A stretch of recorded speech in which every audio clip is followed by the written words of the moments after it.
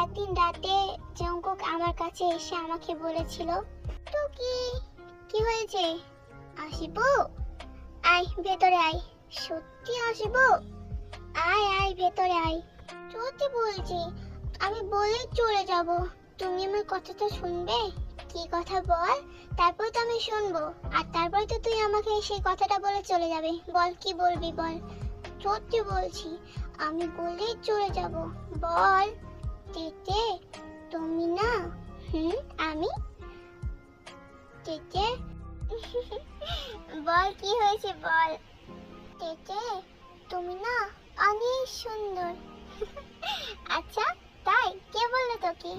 আমি জানি তুমি অনেক সুন্দর। আমার না তোমাকে অনেক ভালো লাগে। তাই? তা কেমন করে ভালো লাগে? আহ, আমি তো জানি না কেমন করে ভালো লাগে, কিন্তু আমার অনেক ভালো লাগে তোমাকে। আচ্ছা তারপরে? এই তো এখানে আমার না তোমাকে দেখলে টুকটুক করে। তুমি হাত দিয়ে দেখো। এই বলে তের হাতটা জঙ্কুকের বুকে রাখতেই তে বলতে শুরু করে, সত্যি? আরে সত্যি তো বলছি। ওই যে কি যেন একটা বলে না, আমি না পারি না। ওই যে লাল লাল লাভের মতন কি যেন একটা বলে না, লাভ। হ্যাঁ হ্যাঁ, লাভ লাভ। আমি না পারি না ওই জিনিসটা। তুমি কি? আচ্ছা জঙ্কুক, কোকি শোনা, আমাকে তোর কেমন লাগে রে? তোমাকে এই এত ভালো লাগে। সত্যি? সত্যি বলছি, তোমাকে আমার অনেক ভালো লাগে।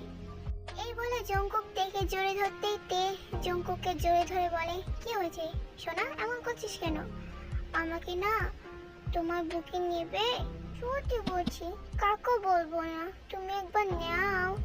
জঙ্কুকের মুখ থেকে এই কথা শোনার পর তের বুকের মধ্যে ধক করে ওঠে। জঙ্কুক এবার তের বুকের মাঝে মাথা রেখে বলে, প্লিজ তেতে, একটু জোরে ধরো না। জঙ্কুক এবার তের কানে কানে ফিসফিসে বলে, প্লিজ তেতে, একটু জোরে ধরো না। সত্যি বলছি, কাউকে বলবো না। ঠিক আছে, জোরে ধরবো, কিন্তু আমাকে একটা কথা দে। কি কথা? কাউকে বলা যাবে না। সত্যি বলছি, কাউকে বলবো না। তুই যদি বলিস তাহলে মেরে তোর মাথা আমি ফাটিয়ে দেবো। কি করব? আমি যদি কাউকে কিছু বলি তাহলে তুমি আমার মাথা ফাটিয়ে দিও। এবার ঠিক আছে? ঠিক আছে, এবার আয়।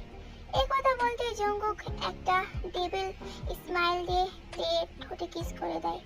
এবার কনফিউজ হয়ে গেছে, এইটুকু ছেলে এসব কোথা থেকে শিখলো। এবার জঙ্কুকে ধাক্কা দিয়ে বলে,